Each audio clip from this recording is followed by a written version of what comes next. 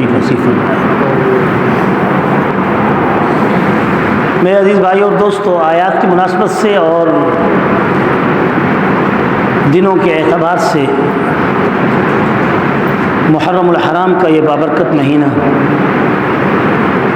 اشہر الحرم کے مہینوں میں پے در پے 4 متوالیات ذی قعدہ، ذی الحج، محرم، یہ 3 مہینے اور اس کے ماہ سوا رمضان المبارک سے پہلے آنے والا 2 مہینے قبل رجب کا مہینہ، رجب، ذی قعدہ، ذی الحج اور محرم، یہ اشہر الحرم کہلاتے ہیں، یہ محترم مہینے کہلاتے ہیں۔ بہر بچے جو طلباء بیٹھے ہیں ان سے گزارش ہے ان طلباء سے کہ وہ اندر تشریف لیں۔ طلباء کرام جو بہر بیٹھے ہیں انہیں ذرا مخاطب کر کے بتا دیں کہ اندر تشریف لیں، اور جو کمروں میں بیٹھے ہیں وہ بھی مسجد میں تشریف لیں۔ ذرا مہربانی کریں، جو حضرات یہاں کے ذمہ دار ہیں وہ طلباء کرام کو مسجد میں لائیں، اور نیچے والے لاؤڈ اسپیکر جو نہیں چل رہے یا اوپر والے چل رہے ہیں ہمیں تو پتہ نہیں ہے، اب جس کو پتہ ہے وہ جو ذمہ دار ہے وہ آ کر لاؤڈ اسپیکر کو بھی ٹھیک کرے۔ مجھے تو علم نہیں ہے کہ اوپر والے کون سے چل رہے ہیں، نیچے والے کون سے چل رہے ہیں۔ اب اندر آواز تو نہیں آ رہی، سمجھ آ رہی ہے بات کی؟ میرے بھائیوں اور دوستوں، ذوق اور شوق اللہ سے مانگا کرو۔ آج ذوق اور شوق اٹھتا جا رہا ہے۔ آج عبادات کو ہم صرف اپنی مرضی پر ادا کرتے ہیں، جہاں کہیں مزہ آتا ہے وہاں ہم عبادت بنا لیتے ہیں، جہاں مزہ نہ آئے اس کو ہم عبادت کا رنگ ہی نہیں دیتے۔ بہت سی رسومات ایسی ہیں کہ جن کو آج ہم نے عبادت کا رنگ دے رکھا ہے، اور جو حقیقی عبادات ہیں ان کو ہم کرنے کے دل بھی نہیں چاہتا، نماز میں دل نہیں لگتا، قرآن پڑھنے کو دل نہیں کہتا، درود اور سلام پڑھنے کو ہمارے پاس وقت ہی نہیں، اور ایسی رسومات کہ جن کا اسلام سے دور کا بھی تعلق نہیں، ان کو آج ہم نے عبادت بنا رکھا ہے۔ انصاف کیجیے،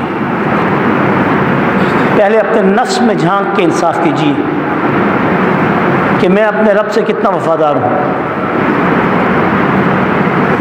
کہیں ظاہری نام نمو کی خاطر تو میں عبادت نہیں کرتا، کہیں یہ دین کی تعلیم اور تدریس اور تعلم یہ میرا صرف دنیا کو دکھانے کی خاطر تو نہیں ہے۔ اگر یہ نہیں ہے تو پھر کیا کہیں میں اپنے نفس میں کہیں اپنے آپ کو بڑا تو نہیں سمجھتا، ریا کا شکار تو نہیں، تکبر کا شکار تو نہیں، عجب کا شکار تو نہیں؟ عجب ریا سے بھی زیادہ خطرناک ہے، کہ جس میں انسان ظاہری عمل تو نہیں دکھاتا لیکن دل کے اندر وہ اپنے آپ کو بڑا سمجھتا ہے، اور اس کے بڑا ہونے کے لیے سب سے بڑی بات یہ ہوتی ہے کہ وہ شخص اپنے نفس کی کار فرمائی کے پیچھے چلتا ہے، جیسے نفس اس کو کہتا ہے ویسے کہتا ہے، جیسے نفس اس کو چاہتا ہے ویسے چاہتا ہے، حتیٰ کہ حسد، تعصب، غیبت، کینہ، بغض، جھوٹ، فریب اس کی زندگی کے خوبصورت پھول ہوتے ہیں، نعوذ باللہ من ذالک، جن کو وہ سونگھتا رہتا ہے، بلکہ میں کہوں کہ پھل ہوتے ہیں جن کو کھاتا رہتا ہے۔ آج امت محمد صلی اللہ علیہ وسلم کی مرغوب لذیذ ترین غذا نہ نماز ہے، نہ روزہ ہے، نہ حج ہے، نہ زکوٰۃ ہے، نہ درود و سلام ہے، نہ ذکر و اذکار ہے، بس کسی کے کھتے کو لگے رہو، بس کسی کے خلاف لگے رہو، بس کسی کے خلاف بولتے ہی رہو، حساب کتاب چکانا پڑے گا، ذرے ذرے کا جواب دینا پڑے گا۔ اگر یہ زبان ذکر کے ساتھ مذکر رہے، وقت ہی نہیں ملے گا آپ کو کسی کے خلاف بولنے کا، جب آپ کے ہاتھ میں تسبیح ہو، توبہ استغفار ہو۔ ادھر دیکھو میری طرف، پھر انسان کو موقع نہیں ملتا کسی کے خلاف بولنے کا. اگر کوئی بول بھی رہا ہوتا ہے تو اس سے گھن آتی ہے, بو آتی ہے, نفرت آتی ہے, وہ وہاں سے اٹھنے کی کوشش کرتا ہے, وہاں بیٹھتا نہیں. اگر مومن کے دل میں غیبت سنتے ہوئے دل میں گھن نہ آئے تو سمجھو کہ وہ مومن صحیح کامل نہیں ہے. وہ خود ہی فیصلہ کرے کہ میرا دل کامل نہیں ہے. جھوٹ بولتے ہوئے اس کا دل نہ لرزے, چلو بول رہتے ہیں لیکن ڈرے تو صحیح نا, خوف تو آئے دل میں. غیر محرم کو دیکھتے ہوئے تھوڑا دل کام تو اٹھے, یا کیا کر رہے ہو, غلط کام کر رہے ہو, کہ نہ وہ یہ کہے کہ یہ تو یہ ضرورت ہے آج کل کی دور کی, ماڈرن دور ہے, ہم کیسے آنکھوں کو بچائیں. جو لوگ گناہ کرتے وقت اگر ان کے دل کانپتے ہیں یا پھر شرم ان کو آتی ہے, وہ اپنے دل میں شرمندگی محسوس کرتے ہیں, تو سمجھو کہ دل کے اندر ایمان ہے. اور اگر گناہ کرتے ہوئے, غیبت سنتے ہوئے, جھوٹ بولتے ہوئے, تہمت لگاتے ہوئے, حسد کرتے ہوئے اس کو یہ خیال ہی نہیں آتا کہ میں اللہ کے نزدیک کہیں خدا نخواستہ برا کام کر رہا ہوں یا اچھا کام کر رہا ہوں, اور وہ اس کو اچھا ہی سمجھتا رہتا ہے, تو پھر سمجھو ایمان سے فارغ ہے. نعوذ باللہ من ذالک. اس کے دل کے اندر ایمان بجھ چکا ہے یا ایمان کے اوپر گرد آ چکی ہے. اس کو صفائی کرنے کی ضرورت ہے. اگر اس کا دل صفائی کرنے کے لیے نہیں کہتا, وہ گناہوں کو نہیں چھوڑتا, زنا کو نہیں چھوڑتا, شراب کو نہیں چھوڑتا, سود خوری کو نہیں چھوڑتا, تو اسے چاہیے پھر کثرت سے استغفار کرے, علماء کے ساتھ بیٹھے, اہل اللہ کے ساتھ بیٹھے. بات لمبی ہو جائے گی. مختصر یہ کہ آج ہم نے اپنی نفسانی خواہشات کے تابع ہو کر ہم نے عبادات کو رنگ دیا ہوا ہے. جہاں دل کہتا ہے عبادت بنا لیتے ہیں, جہاں دل چاہتا ہے تو ہم اس کو عبادت سے ہٹا لیتے ہیں. سوچیے, اللہ تعالیٰ سے ڈریے, خوف کھائیے, ہمیشہ کے لیے اللہ سے ڈریے. خوف خدا رکھنے والا دل کبھی بھی غافل نہیں ہوتا. محرم الحرام کا یہ بابرکت مہینہ جس میں ہم نے پتہ نہیں کیا کچھ بنا رکھا ہے, اور خاص طور پہ ان لوگوں نے جن لوگوں نے اسلام اور دین سے جن کا دور کا بھی واسطہ نہیں, انہوں نے اس مہینے کو ماتم اور زد و کوب اور پتہ نہیں کیا کچھ بنا رکھا ہے. ایسے نہیں ہونا چاہیے. اور دوسری طرف جو اہل سنت والجماعت ہیں, جو اپنے آپ کو سنی العقیدہ کہتے ہیں کہ ہم اصحاب رسول کے نقش قدم پہ چلنے والے ہیں, انہیں بھی سن لینا چاہیے کہ جہاں اصحاب رسول کی اطاعت, جہاں اصحاب رسول کا اکرام اور عزت ہمارے اوپر فرض اور واجب ہے, وہیں ہمیں آل رسول سے محبت کا بھی اظہار کرنا ہمارے لیے شرط ایمان ہے.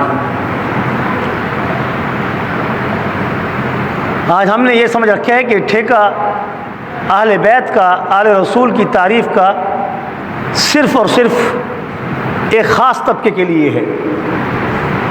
ارے وہ تو خود ہی ظالم تھے اور خود مظلوم ہو گئے, خود قاتل تھے, خود مقتول بن گئے, اور خود مارنے والے تھے اور خود دھاڑنے والے ہو گئے. ہم تو وہ ہیں کہ ہم ان مارنے دھاڑنے والوں سے مبرہ ہیں. ہم مدینے والے ہیں, وہ کوفہ والے ہیں. مدینہ سنیوں کا مرکز ہے, کوفہ ان کا مرکز ہے. مجھے کیا پتہ کس کا مرکز ہے, آپ خود جانتے ہیں. تو اتنا ہی کافی ہے کہ ہماری محبت آل رسول سے, اصحاب سے بھی بڑھ کر ہے. یہ عقیدہ یاد رکھ لو اہل سنت والجماعت کا.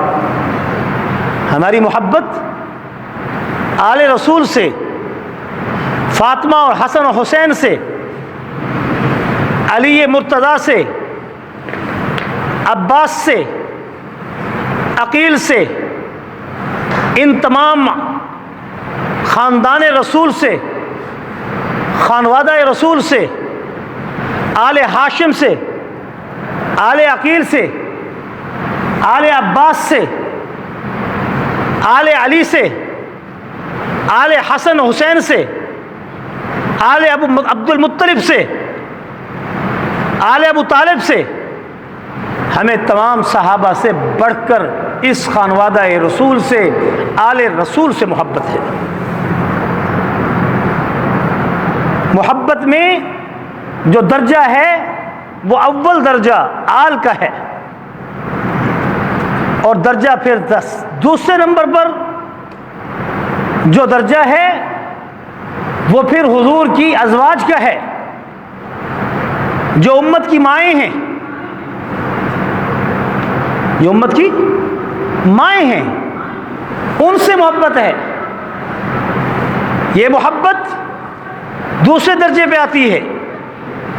جو ماؤں کی محبت نہیں رکھتا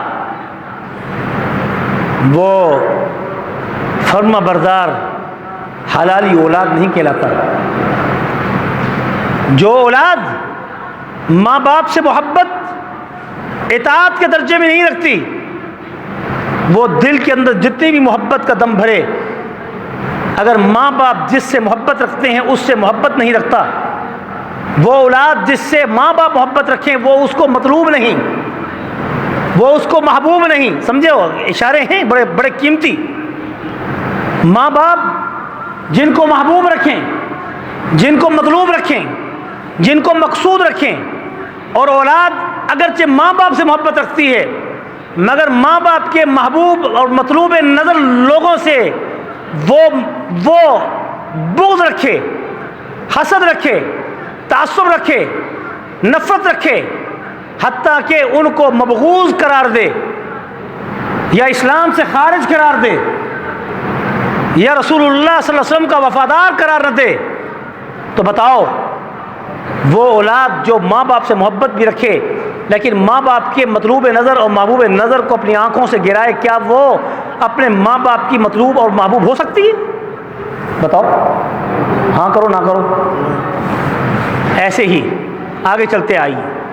دوسرا درجہ ازواج کا ہے، پہلا درجہ آل کا ہے۔ آپ کی آل، آپ کی اولاد محبوب کریم محمد الرسول اللہ صلی اللہ علیہ وسلم کے بیٹے، محبوب کریم محمد رسول اللہ کی ساری بیٹیاں، آپ کا دوسرا نمبر جو اولاد کے بعد امت کے لیے محبوب اور عزت اور شرف اور بیس رحمت اور بیس محبت ہے، وہ ازواج کا ہے کہ حضور کی گھر والیوں کو اپنی ماں سمجھو۔ جو ماؤں کا مخالف ہو وہ بیٹا، میں نہیں کہتا خود کہہ دے، نوح کا بیٹا حلالی بیٹا تھا مگر اللہ نے کہا انہو عمل غیر صالح، کیونکہ اے نوح تجھ سے محبت رکھتا ہے، یہ کنعان سب کچھ ہے، یہ تیری آل سے ہے، تیرے صلب سے ہے، تیرے نطفے سے ہے، میں اس کا انکار نہیں کرتا، لیکن انہو عمل غیر صالح، اس نے تیری اطاعت نہیں کی، تیرا کہنا نہیں مانا، اب آل میں ہونے کے باوجود اب یہ تیرے اہل میں نہیں، آل میں ہونے کے باوجود تیری اہل میں نہیں۔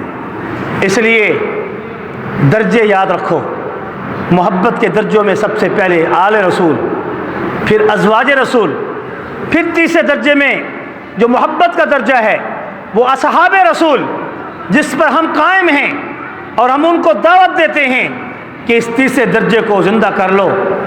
آل سے اگر سچی محبت ہے، ازواج سے اگر سچی محبت ہے تو ازواج میں اماں خدیجۃ الکبریٰ صرف ایک بیوی نہیں، اور اولاد میں صرف آپ کی ایک بیٹی اماں فاطمہ نہیں، بلکہ فاطمہ جہاں آپ کی بیٹی چھوٹی ہے وہاں 3 بیٹیاں بڑی بھی آپ کی تھیں۔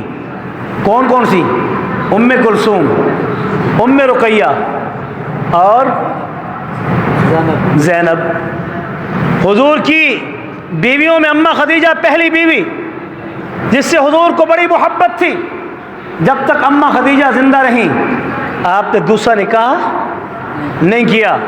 50 سال کی عمر میں حضور نے دوسرا نکاح کیا، پھر یکے بعد دیگرے آپ نے 9 بیویوں کو اپنے پاس رکھا، 11 یا 12 یا 13 بانیوں سمیت آپ کی بیویاں جو بعد میں آپ کے حرم میں بیویوں کے شرف کے ساتھ امہات المؤمنین کا خطاب حاصل کرتی ہیں، تو صرف ایک بیوی نہیں تھی، آپ کی 11 بیویاں تھیں،